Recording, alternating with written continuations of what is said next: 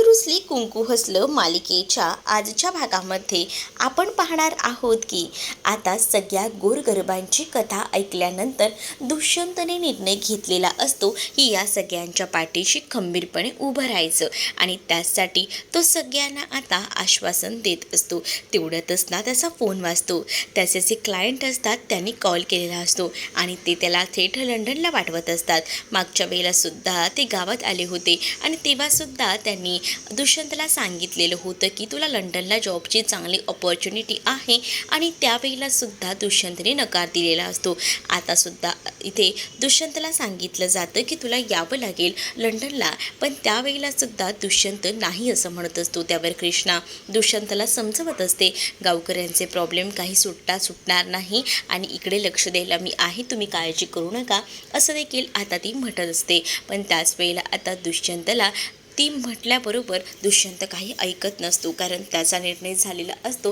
तो सगळ्या गावकऱ्यांकडे बघतो. गावकऱ्यांचं तोंड बघून त्याला समजून गेलेलं असतं की आपणच यांच्या पाठीशी उभं राहायला हवं, आपणच यांना समजवायला हवं आणि यासाठी तो आता त्या स्वतःच्या जॉबला सुद्धा लाथडत असतो. तो आता सरळ समोर सांगून टाकतो की सॉरी, पण मला लंडनला यायला जमणार नाही. त्यावर आता तो समोरचा क्लायंट म्हणत असतो की तुम्ही असं का करताय, हे तुम्ही तिसऱ्यांदा मला नकार देताय, हे चुकीचं करताय तुम्ही. पण त्याच वेळेला दुष्यंत म्हणतो पण आता माझ्यासाठी माझ्या गावकऱ्यांचं हित जास्त महत्त्वाचं आहे, त्यांच्या पाठीशी उभं राहणं माझ्यासाठी खूप जास्त महत्त्वाचं आहे, त्यामुळे सॉरी पण मी आता तुमच्यासाठी काम करू शकत नाही असं बोलूनच दुष्यंतने आता आपला जो काही निर्णय असतो तो सांगून टाकलेला असतो. आणि जेव्हा दुष्यंत त्याचा निर्णय सांगून टाकतो ना, तेव्हा मात्र आता दुष्यंतला हे सगळं सांगताना जड जात असतं. पण आज त्याला कळत असतं की त्याच्या आईच्या विरोधात त्याला तिथं आता उभं राहायला हवं आणि यासाठी त्याने एवढं मोठं धाडस करायचा निर्णय घेतलेला असतो. चांगलं काम हातात आलेलं असतं ते सुद्धा त्यानं आता सोडायचं ठरवलेलं असतं आणि ह्या सगळ्याचं कृष्णाला खरंच खूप मनापासून वाईट वाटत असतं. कृष्णाला असंच वाटत असतं की दुष्यंत चुकीचा निर्णय घेतोय. दुष्यंतने आतापर्यंत जे काही ठरवलं होतं त्यामध्ये त्याने काहीतरी बदल करायला हवा होता, पण आता दुष्यंत जे काही करत होता ते तिला वाटत होतं की ते चुकीचं आहे. पण दुष्यंत म्हणत होता की मला जसं वाटतंय तसं मी करणार आहे आणि माझा निर्णय पक्का झालेला आहे, मी ठरवले. आतापर्यंत माझ्या आईने गावकऱ्यांचे खूप जास्त हाल केलेत, पण आता याच गावकऱ्यांच्या पाठीशी मी खंबीरपणे उभा राहणार आहे, हे आता त्याने ठरवलेलं असतं. आणि जेव्हा या सगळ्या गोष्टी तो ठरवतो ना, तेव्हा मात्र आता तो सगळ्यांना सांगू लागतो की बघा माझा हा निर्णय पक्का झालेला आहे. आणि जेव्हा तो त्याच्या निर्णयाबद्दल सांगतो तेव्हा मात्र आता खूप मोठा धक्का इथे असणाऱ्या या सगळ्यांसाठीच असतो, कारण स्वतःचं चांगलं काम सोडून हा माणूस आता आपल्या पाठीशी उभा राहतोय हे सगळ्यासाठी महत्त्वाचं असतं. तर दुसरीकडे मात्र आता कृष्णाचे डोळे जे आहेत ते भरून आलेले असतात. कृष्णाला असं वाटत असतं की दुष्यंतने हा निर्णय चुकीचा घेतलाय, पण दुष्यंतला आता या सगळ्या परिस्थितीत ना कृष्णाची साथ सोडून कुठेही जायचं नसतं आणि यासाठी तो काही देखील करायला तयार असतो. तो म्हणत असतो की मला माहिती आहे की आता मला गावकऱ्यांच्या पाठीशी उभं राहायला हवं, जर गावकऱ्यांना मी सोडून गेलो तर प्रॉब्लेम होईल आणि आता माझ्या आईने जे काही प्रॉब्लेम ऑलरेडी करून ठेवलेत ना ते मला संपवायचे आहेत आणि यासाठी मी काही पण करायला तयार आहे. आता मी ठरवले की माझ्या गावकऱ्यांना मी आधार देणार, आता मी मागे हटणार नाही असंही बोलून तो आता गावकऱ्यांना दुजोरा देत असतो, गावकऱ्यांच्या पाठीशी उभं राहत असतो. गावकऱ्यांना तो जेव्हा हे सगळं काही बोलतो तेव्हा मात्र आता जाऊन कृष्णाही खूप जास्त खुश झालेली असते. कृष्णाही विचार करते की दुष्यंत सरकाराने जो निर्णय घेतलेला आहे तो त्यांच्या परीने योग्य आहे आणि आपण त्यांना या सगळ्यामध्ये साथ द्यायला हवी. आणि गावकरीसुद्धा आता जोरजोराने आता एकच आवाज करत असतात आणि ते आता एकत्रच उभे असतात. जेव्हा ते आता दुष्यंतच्या पाठीशी उभे असतात तेव्हा दुष्यंतला सुद्धा लढण्यासाठी उभारी येते. दुसरीकडे आपण पाहतो की आता बाळजा तिचा पोस्टर बघत उभी असते. तेवढ्यातच ना बाळजाच्या समोर अढळराव येऊन उभे राहतात. अढळराव आता बाळजाला सांगत असतात की लवकरात लवकर तुझा बोजा बिस्तारा बांधायला घे, कारण आता तुझं काही इथे राज्य उरणार नाहीये. हे तुम्ही दिवसाढवळ्यात स्वप्न बघताय का? तुम्हाला असं वाटतंय का हे सगळं काही तुम्हालाच भेटणार आहे? तुमच्या पाठीशी गाव उभं राहणार आहे तर हा तुमचा भ्रम आहे. तुमच्या पाठीशी ना कोणीही उभं राहणार नाही. त्यावर मात्र आढळराव म्हणतात की माझ्या पाठीशी कोणी उभं राहू दे अथवा न राहू दे, पण मला माहिती आहे ना धाकल्या सरकारांच्या पाठी अख्खं गाव उभं आहे. तुम्ही हे कोणाबद्दल बोलताय असंही आता इकडे असणारी बाजा ही आढळरावांना विचारत असते. त्यावर आढळराव सांगत असतात की तुम्ही इथे सरकार म्हणून इथे नाचताय आणि तुम्हाला असं वाटतंय की तुमच्याकडे गावकरी लोक येतील, 5 गावची लोक येऊन तुम्हाला प्रॉब्लेम सांगतील. पण आता ते दिवस गेले. गावकरी जे आहेत ना ते गावाच्या तीच वेशीवरच ना सगळं काम जे आहे ते दुष्यंत सरकारांकडनं करून घेणार आहे. आता धाकले सरकारच त्यांच्यासाठी महत्त्वाचे आहेत. तुमचा आता नामोनिशाणही राहणार नाही असं देखील आढळराव आता इकडे बोलूनच तिला आता घाबरवत असतात. तिची आता बोलती बंद करत असतात आणि जेव्हा आता आढळराव हे सगळं काही बोलतात ना तेव्हा मात्र आता इकडे असणाऱ्या या बाळजाला काय बोलावं समजत नसतं. बाळजाची आता बोलतीच आढळरावांनी बंद केलेली असते. आढळराव म्हणत असतात की आता काय झालं, आता बोल ना, आता काय झालं, शब्द फुटत नाही आहेत का? मला माहिती आहे आता नाकीनऊ आले असतील की या सगळ्याला कसं सामोरं जायचं, पण मी आहे ना, मी तुला सांगतो यामध्ये तुझी हार आहे.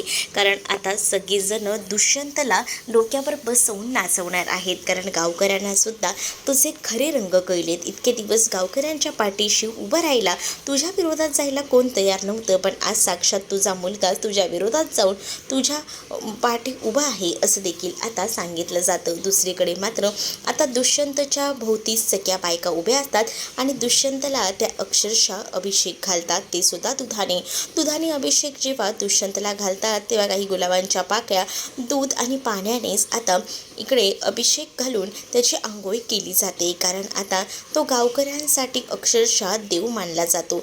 गावकरी आता त्याच्या पाठीशी खंबीरपणे उभे असतात. दुसरीकडे पूजाला आता सारखा या जयकांतचा कॉल येत असतो आणि त्यामुळेच ना आता ती संतापलेली असते की हा माणूस का सारखा मला फोन करून त्रास देतोय असंच ती आता म्हणत असते. आणि हे कुठेतरी थांबायला हवं यासाठी त्याचा कॉल रिसीव्ह करते. जयकांत म्हणतो की काय माझा फोन रिसीव्ह का करत नाही आहेस तू? त्यावर जयकांतला ती म्हणते की तू कोण आहेस की तुझा मी फोन रिसीव्ह करू? मी तुला ओळखत नाही, आपल्या दोघांचाही काही संबंध नाही आहे असं डायरेक्टली आता सांगितलेलं असतं.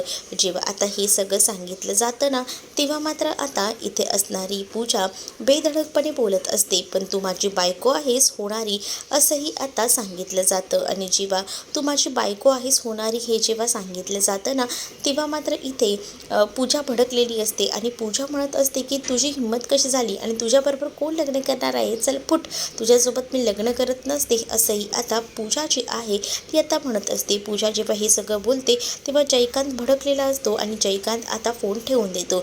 जयकांतला आता राग आलेला असतो. आता जयकांत ठरवतो की पूजाकडे जाऊन काही झालं तरी तिला मिळवायचं आणि यासाठी तमाशा करायचा. इकडे आता दुष्यंत आंघोळ वगैरे करून बाहेर आलेला असतो. दुष्यंतच्या नावाचा जोरजोरात जयघोष होत असतो. दुष्यंत सरकारांचा विजय असो असं करून सगळीजण दुष्यंतला अगदी डोक्यावर घेऊन नाचवत असतात. जेव्हा आता दुष्यंतचा एवढा विजय होत असतो ना तेव्हा मात्र आता दुष्यंत सगळ्यांना सांगतो, मला जेवढं जमेल तेवढं मी तुमच्या सगळ्यांसाठी करणार आहे. मी तुमच्या सगळ्यांच्या पाठीशी खंबीरपणे उभा राहणार आहे. कोणी टेन्शन घेऊ नका, हार तर मानूच नका. कारण आता तुमच्या जेवढ्याही जमीन गेल्या, जेवढंही तुमचं नुकसान झालं आहे ते सगळं काही बाळजाबाईच्या विरोधात जाऊन मी सोडवणार आहे. त्यामुळे काळजी नसावी असंही आता सांगितलेलं असतं. जेव्हा या सगळ्या गोष्टी जेव्हा दुष्यंत बेधडकपणे सांगतो तेव्हा गावकरी आता एकच जयघोष करून आता दुष्यंतच्या पाठीशी खंबीरपणे उभे असतात. दुष्यंतला ते म्हणत असतात की हो मला कळतंय की आमच्या पाठीशी तू उभा आहेस ते, आणि तरीसुद्धा आम्ही ना आहोतच की, आम्ही आहोत, त्यामुळे तू टेन्शन घेऊ नकोस असंही आता म्हटलं जातं. जेव्हा आता हे सगळं काही बोललं जातं ना तेव्हा मात्र आता दुष्यंत पेटून उठलेला असतो. दुष्यंत म्हणत असतो की बघा, नाही ना तुम्हाला सगळं काही तुमच्या हाती हवाले केलं तर माझं नाव देखील दुष्यंत सरकार लावणार नाही. तर जयकांत आता दारू वगैरे पिऊन आता गेलेला असतो पूजाच्या घरी आणि तिथे जाऊन पूजा डार्लिंग करून हाक मारत असतो. पूजा डार्लिंगला आता हाक मारल्याबरोबरच ना आता ती बाहेर येते आणि जेव्हा ती आता बाहेर येते तेव्हा सावित्रीसुद्धा आलेली असते. सावित्री म्हणत असते की जयकांत शेठ तुमचं इथे काय काम? मग आता जयकांत शेठचं काम आहे पूजाकडे. बरं झालं आलीस, मला ना तुझ्याशी बोलायचं होतं, मला तुझ्यासोबत लग्न करायचं आहे असं काहीसं ना तो आता बोलत असतो. जेव्हा तो हे सगळं काही बोलतो तेव्हा भक्तीही तिथे असते. भक्तीला आता समजलेलं असतं की ह्यांचं काय चाललंय ते. मग आता भक्तीही खवळून उठलेली असते. मग दुसरीकडे मात्र आता जयकांत बोलत असतो की तू माझ्यापासून जराही लांब जायचा प्रयत्न केलास ना तर लक्षात ठेव की तुझं मी काय करेन ते. तुझं आता मी असं सुखाने जगू देणार नाही आहे तुला. तुला ना मी अक्षरशः वेठीस धरेल एवढंही लक्षात ठेव असंही सांगितलं जातं. जेव्हा आता या सगळ्या गोष्टी सांगितल्या जातात ना तेव्हा मात्र आता इकडे असणारी ही म्हणत असते माय फूट मी तुझ्याशी लग्न करते. मी काही तुझ्याशी लग्न वगैरे करणार नाही आहे. माझा विचार तर पक्का झालेला आहे. तू कशी लग्न करत नाही मी बघतो ना. तू फक्त जयकांत शेठ जे आहे माझ्या नावाचं डोरलं एकदा का तुझ्या गळ्यात पडलं ना की मग तू कशी माझ्यापासून लांब जाते ना मी ते बघतोस. तू मला सांगितलं आहेस की तू माझ्यासोबत लग्न करणार आहेस आणि तू आता विषय बदली करतेस. मग आता त्याला तिकडनं दोघंही जणच म्हणजे सावित्री आणि पूजा जायला सांगत असतात. पण तो आता न जाता तिकडे असणारा मोठा कोयता हातात घेतो आणि तो कोयता घेऊन सरळ तिथे येतो आणि म्हणत असतो की माझ्या विरोधात जाऊन जर काही करायचा प्रयत्न केलास ना तर इथे रक्ताच्या थारोळ्यात वाहून निघशील. लक्षात ठेव मी कोण आहे ते. दुसरीकडे आता इकडे कृष्णाने फोन केलेला असतो समरला आणि कृष्णाला माहिती असतं की समरनेच नक्कीच आहे ना तिथे सगळं काही लिहून ठेवलेलं होतं की बाळजा खुनी आहे ते. म्हणूनच तिने आता जाब विचारायला फोन केलेला असतो. ती त्याला विचारते की हे सगळं तूच केलंयस ना. त्यावर समर म्हणत असतो की हो मीच केलंय. पण त्यावेळेला कृष्णा त्याला म्हणत असते की घाई गडबडीने कोणताही निर्णय घेऊ नकोस. एवढंच जर घाई गडबडीने तू निर्णय घ्यायला गेलास ना तर ते तुझ्या चुकीचं ठरेल. मुळात ना हे सगळं काही वाईट ठरेल. त्यामुळेच मी तुला सांगते की हे सगळं काही करू नकोस असंही आता ती त्याला सांगत असते. आणि त्याच वेळेला आता इकडे ना मागे येऊन दुष्यंत उभा असतो. मग कृष्णा पुढे काही बोलायला जाणार तितक्यातच कृष्णा थांबते. इकडे मात्र समर हॅलो करत असतो. समरने सुद्धा इथे विचारलेलं असतं कृष्णाला की तू आता मला साथ देत नाही आहेस म्हटल्यावर मी तरी काय करू. मला हे सगळं करावं लागणार आहे. बोल ना काय झालं असंही तो आता म्हणत असतो. इथे दुष्यंतला बघून मात्र कृष्णाला आता काय बोलावं हे समजत नाही. म्हणून कृष्णा आता शांतच बसते. दुसरीकडे आता खूप जास्त रागातच ना हा इथे असणारा हा जयकांत असतो. जयकांतने आता तो कोयताच धरलेला असतो समोर आणि तो म्हणत असतो की बोल आता बोल. तू करणार नाही आहेस का माझ्यासोबत लग्न? बोल ना. मग आता ती म्हणत असते की नाही करणार आहे मी लग्न. तुझ्यासारख्या माणसाशी तर नाहीच नाही. तुझ्यासारख्या माणसाला ना मी असंच ओळखते ना बरोबर. तू कसा आहेस ना ते मी ओळखून गेलेली आहे. कसं आहे मी सांग ना. माझ्याशी लग्न करायचं असं तू मला आधीच सांगितलं होतं आणि आता तू मला सांगतेस की तू माझ्याशी लग्न करणार नाही आहे. तुझी एवढी हिंमत वाढलेली आहे. मीही बघतो तू आता कशी माझ्यासोबत लग्न करत नाही ते. असंही आता तो तिला म्हणत असतो आणि तो आता तो कोयता घेऊन तिच्यावर धरत असतो आणि तिला म्हणतो की लक्षात ठेव माझ्याशी पंगा घ्यायचा प्रयत्न करू नकोस. माझ्याशी जर पंगा घेतलास तर तो तुला महागात पडेल. एवढंही लक्षात असू दे असंही आता तो तिला म्हणत असतो. जेव्हा आता तो हे सगळं काही तिला म्हणतो तेव्हा मात्र आता पूजा शांत असते आणि तो डायरेक्ट पूजाला म्हणतो की तुझ्या गळ्यामध्ये ना माझ्या नावाचं मंगळसूत्र असायला हवं. मला बाकी काही माहीत नाही आहे. समजलं का?